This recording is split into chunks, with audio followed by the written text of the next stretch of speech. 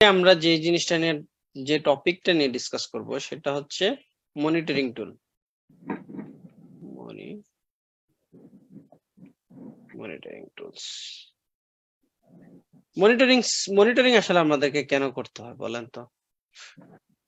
Monitoring আমরা কেন করি? মনিটরিং না করলে তো ভাই আমরা বুঝবো না ওই সিস্টেমের সিস্টেমের সম্পর্কে আপডেট জানতে পারবো না, সিস্টেমকে মনিটরিং করতে পারবো না, সিস্টেমের কি অবস্থা, প্রসেস বা সিস্টেমের কোন কম্পোনেন্টটা কতটুকু জায়গা দখল করতেছে, সব এভরিথিং জানার জন্য মনিটরিং করতে হয় আর কি। মনিটরিং করতে দরকার। আচ্ছা, মনিটরিং, হ্যাঁ, মনিটরিংটা আসলে আমরা মূলত মনিটরিংটা আমরা ইউজ করি একটাই কারণ, সেটা হচ্ছে আমাদের একটা ইনফ্রাস্ট্রাকচারকে অথবা একটা সিস্টেমকে কন্টিনিউয়াসলি মানে চেক আপের মধ্যে রাখার জন্য। চেক আপ মানে হচ্ছে লাইক আমরা আমাদের হিউম্যান বডিতে কি হয়, আমরা কি কন্টিনিউয়াসলি চেক আপ করি? আমরা একটা ইন্টারভাল পর পর গিয়ে হয়তো ডাক্তারের সাথে পরামর্শ নিই বা কোনো একটা প্রবলেম হইলে আমরা ডাক্তারের পরামর্শ নিয়ে সলভ করি। এরকম আমরা যখন কোন একটা সিস্টেমে কোন একটা অ্যাপ্লিকেশন রান করি, এই সিস্টেমের হেলথ স্ট্যাটাস কি সেটার একটা খোঁজ খবর আমাদের কাছে রাখতে হবে। ঠিক আছে? লাইক হচ্ছে আপনি একটা সার্ভার রেডি করলেন, সার্ভারের হচ্ছে আপনার র্যাম দিলেন হচ্ছে আপনার 10 জিবি, কোর দিলেন হচ্ছে আপনার 2 কোর অথবা 4 কোর, ডিস্ক দিলেন হচ্ছে আপনি 100 জিবি। এখন এই সিস্টেমটা আপনি রেডি করছেন, রেডি করে এখানে আপনি পিএসপি, মাইএসকিউএল, তারপর হচ্ছে এখানে অ্যাপাচি দিয়ে আপনি হচ্ছে একটা সার্ভিস রান করছেন। এই সার্ভিসটার ইউজার বেস কারা? এই আমজনতা যারা আছে তারা হচ্ছে এই সিস্টেমটাকে অ্যাক্সেস করে। এবং এটা খুবই হাইলি ক্রিটিক্যাল একটা অ্যাপ্লিকেশন যেখানে আপনার ফাইন্যান্সিয়াল ট্রানজাকশন জড়িত। একটু ভালোভাবে খেয়াল করেন, হ্যাঁ, আমি মনিটরিং গুরুত্বটা একটু বোঝার চেষ্টা করতেছি। হ্যাঁ, ফাইন্যান্সিয়াল ট্রানজাকশন জড়িত।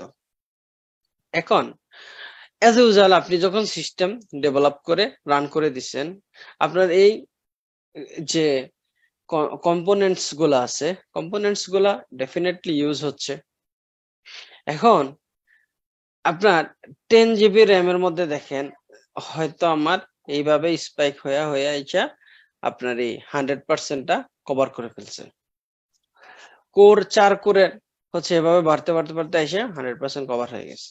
অথবা ডিস্ক হচ্ছে আমার বাড়তেছে এখানে এসে 100% ইউজ হয়ে গেছে। এই যে তিনটা কম্পোনেন্টস আমরা দেখতেছি, এই কম্পোনেন্টস গুলার যে কোনো একটাও যদি 100% হয়ে যায় তখন কিন্তু আপনার এই সার্ভিসটা স্টপ হয়ে যাবে।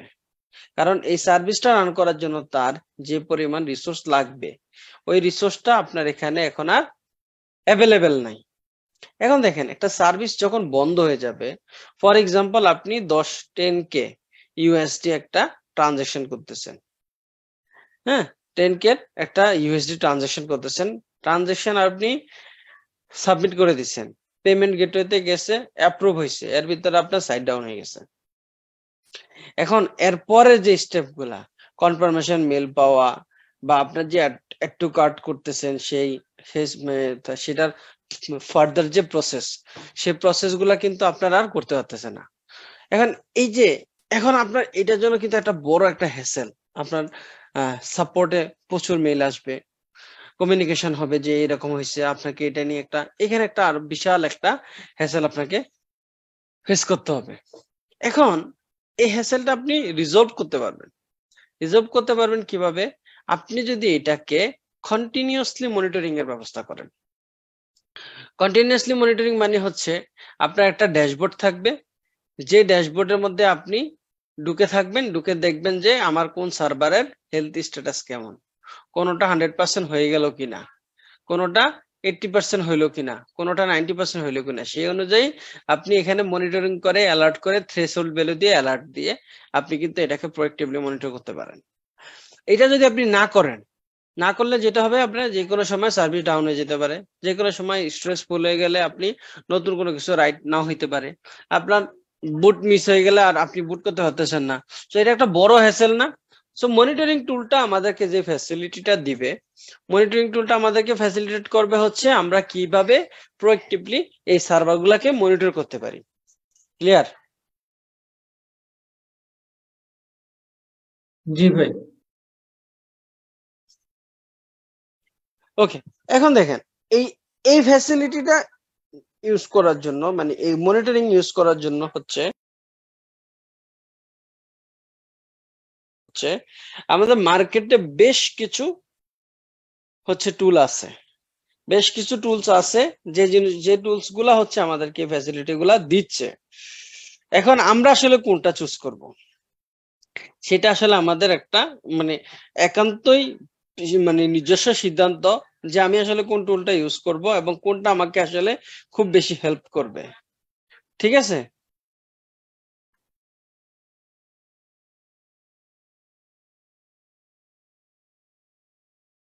আসেন আমরা একটু মার্কেটে হচ্ছে বেশ কিছু মানে মনিটরিং টুল আছে, তার মধ্যে হচ্ছে আপনার যদি দেখি আমরা মোটামুটি ওই সোলার উইন্ড আছে ভালো, তারপর হচ্ছে ডেটাডগ না একটা, ডেটাডগ মনে হয় আছে একটা, ডেটাডগ, তারপর হচ্ছে জ্যাভিক্স আছে, তারপর হচ্ছে নেগিওস আছে,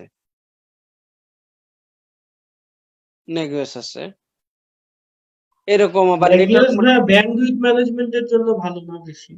হ্যাঁ, তারপর হচ্ছে ক্যাটটি আছে ব্যান্ডউইথ ম্যানেজমেন্টের জন্য আরো ভালো মোটামুটি ক্যাটটি। এরকম বেশ কিছু টুল আছে। এরকম একটা টুলস আছে যেটার নাম হচ্ছে প্রমিথিউস।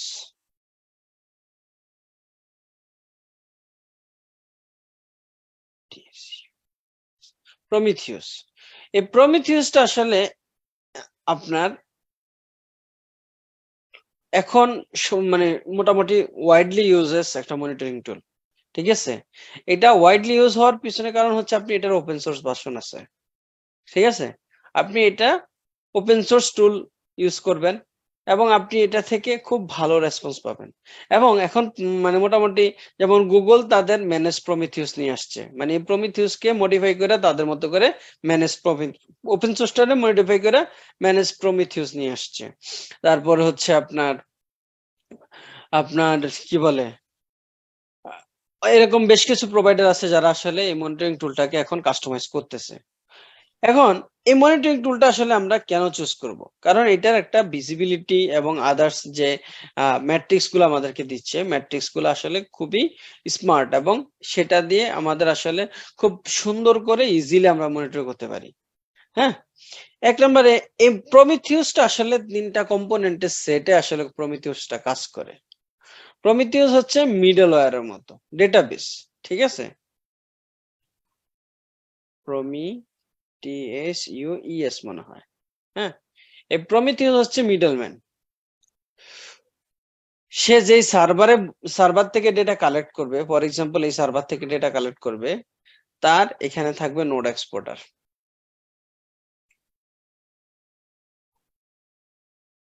নোড এক্সপোর্টার আর আপনি যে আপনাকে যে দেখাবে ভিজুয়ালাইজ করে, হ্যাঁ, তার জন্য হচ্ছে আপনার এখানে একটা টুল আছে সেটা হচ্ছে গ্রাফানা।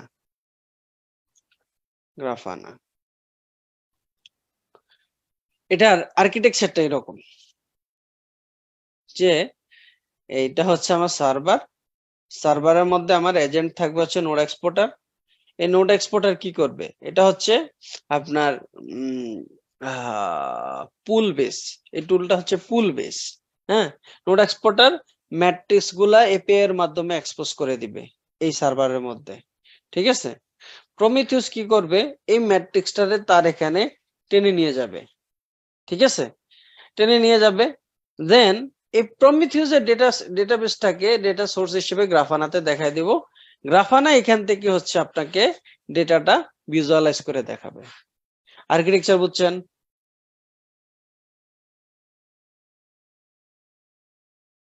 ভাইয়া নোড এক্সপোর্টারে কি কোনো প্রোটোকল আছে এসএনএমপির মতো?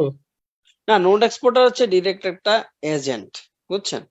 সে হচ্ছে 9100 পোর্টে হচ্ছে আপনার সার্ভিসটা এক্সপোজ করে, ঠিক আছে? ওকে।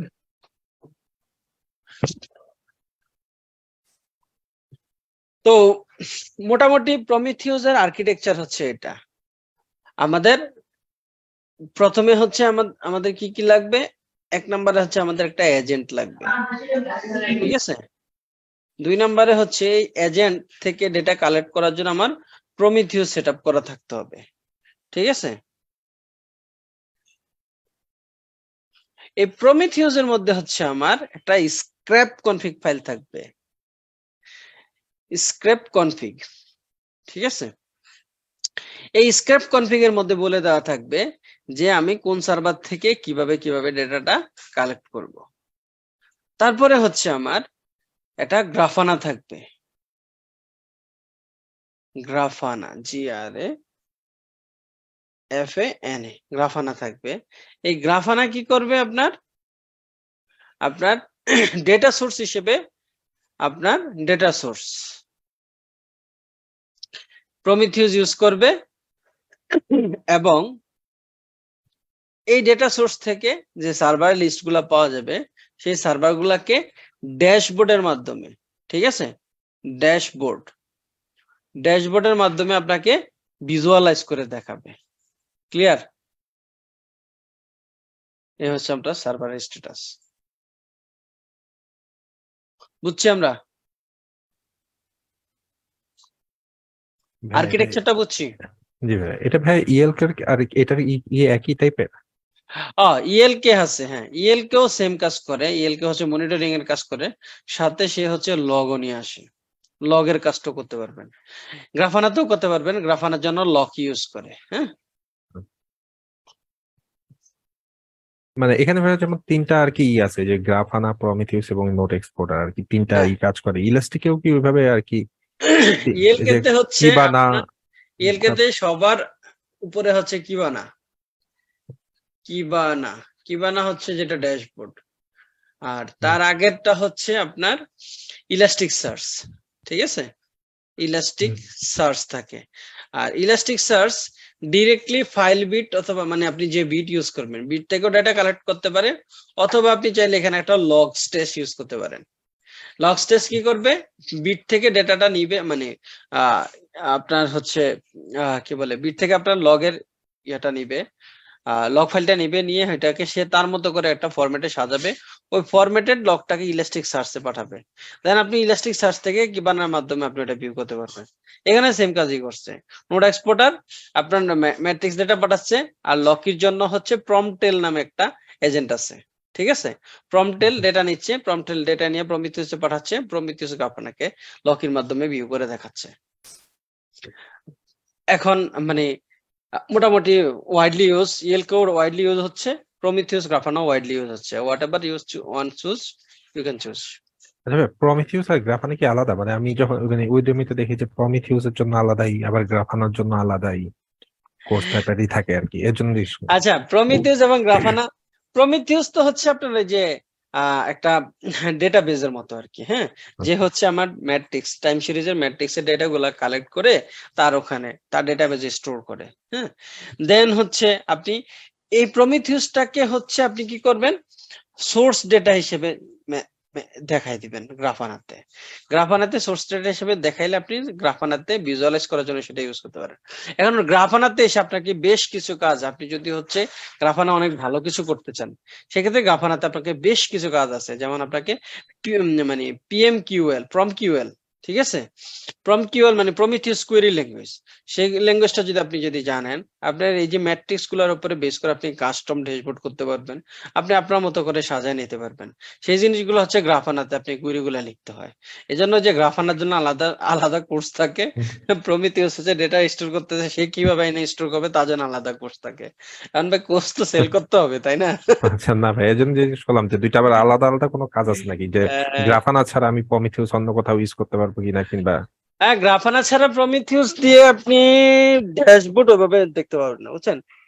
ড্যাশবোর্ডটা আসলে মনিটরিং এ আপনি দেখতে পারবেন যে আপনার কয়টা সার্ভিস আছে, কি সার্ভিস, কি হচ্ছে, এটা আপনার কোয়েরি টোয়েরি করে দেখতে হবে।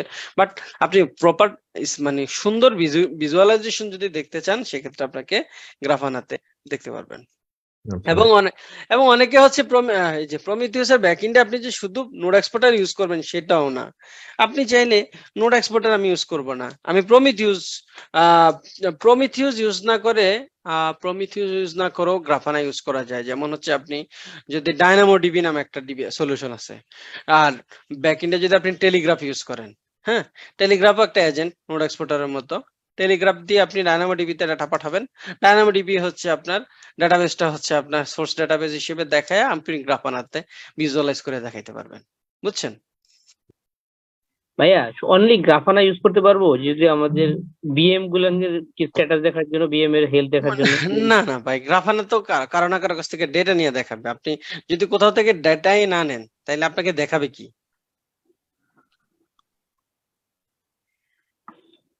আচ্ছা আচ্ছা। মোটামুটি থিওরি যদি বলি, মনিটরিং এর যে আমরা মনিটরিংটা আসলে ম্যান্ডেটরি একটা জিনিস, যেটা না হইলেই নয়, যার মাধ্যমে আমরা আসলে সিস্টেমের হেলথ স্ট্যাটাস মনিটর করি। শুধু সিস্টেমের হেলথ না, আমরা সার্ভিস মনিটর করি, এবং আমরা হচ্ছে কি বলে ডকার হইলে ডকারের কন্টেনার মনিটর করতে পারি, ঠিক আছে? এবং থ্রেশহোল্ড ভ্যালুর উপরে বেস করে আমরা অ্যালার্ট সেট করতে পারি, অ্যালার্টের উপরে বেস করে আমরা ডিসিশন নিয়ে কাজ করতে পারি, ঠিক আছে? বেশ কিছু কাজ আসলে আমরা মনিটরিং টুলের মাধ্যমে করতে পারি। বাট আমরা বেসিক্যালি হাই লেভেলে যেটা দেখাবো, আমরা তিনটা কম্পোনেন্ট ইউজ করে কিভাবে একটা সিস্টেমকে মনিটর করতে পারি, সেই জিনিসটা আমরা অবশ্যই দেখবো ইনশাআল্লাহ, ঠিক আছে?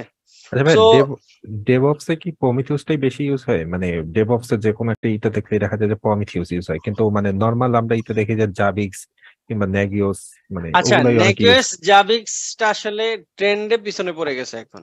হ্যাঁ, আচ্ছা, আমরা যারা আছি, আমরা মোটামুটি যারা ডেভঅপস নিয়ে কাজ করে, তারা একটু দেখতে ভালো লাগে, সিস্টেমটার ফুল জিনিসটার ভিজিবিলিটিটা দেখতে পছন্দ করে। হ্যাঁ, তো ওই আচ্ছা, ফিচারটা আসলে গ্রাফানাতে খুব সুন্দর করে আসছে। জাবিক্স আসলে অনেক ইউজ হইতো আগে, বিশেষ করে হচ্ছে রাউটার গুলা মনিটর করা। হ্যাঁ, রাউটারের ব্যান্ডউইথ মনিটর করা, এসএনএমপি প্রোটোকলের মাধ্যমে সে মনিটর করতো।